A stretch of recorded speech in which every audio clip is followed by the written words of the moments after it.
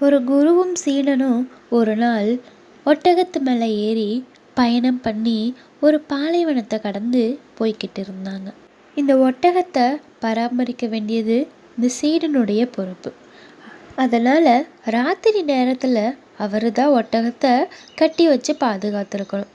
ஆனால் அன்னைக்கோ அவருக்கு ரொம்ப களைப்பாக இருந்தனால அந்த ஒட்டகத்தை கட்டி வைக்கல.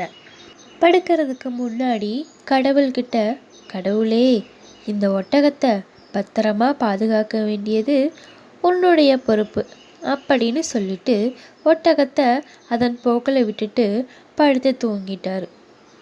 அடுத்த நாள் காலையில் எழுந்து பார்க்கும்போது ஒட்டகத்தை காணோம், எங்கேயோ போயிருச்சு. இதை கேள்விப்பட்ட குருவுக்கு ரொம்ப கோபம் வந்துருச்சு. இவ்வளவு பொறுப்பு இல்லாமல் இருக்க ஒட்டகத்தை கட்டி வச்சிருக்க வேண்டாமா அப்படின்னு கத்துனாரு. அதுக்கு சீடனோ, நீங்கள் கோச்சிக்கிறதா இருந்தா அந்த கடவுள்கிட்ட தான் கோவப்படணும், நீங்கள் தானே கடவுளை முழுசாக நம்பணும் அப்படின்னு அடிக்கடி நீங்கள் தானே எனக்கு சொல்லி கொடுத்தீங்க. அதனால தான் இந்த ஒட்டகத்தை கடவுள் பொறுப்பில் ஒப்படைச்சிட்டு தூங்கணும். அதுவும் ஒரு தடவை இல்லை, 3 தடவை கடவுள்கிட்ட பிரார்த்தனை பண்ணினேன். அதனால் ஒட்டகத்தை பாதுகாப்பாக வச்சுருக்க வேண்டியது அந்த கடவுளுடைய பொறுப்பு தான். நீங்கள் என்ன கோச்சிக்க கூடாது அப்படின்னு சொன்னான். அதை கேட்ட குருவோ, கடவுள் உனக்கு உணவை மட்டும்தான் கொடுப்பாரு, உன் உணவை நீ தானே எடுத்து சாப்பிட்ற. இல்லை, கடவுள் வந்து ஊட்டி விட்டாதான் நான் சாப்பிடுவேன், அவர் வந்து என் பசியை போக்கட்டும் அப்படின்னு உட்கார்ந்துருப்பியா? இல்லை, உன்னுடைய கடமையை செய்ய வேண்டியது உன்னுடைய பொறுப்பு.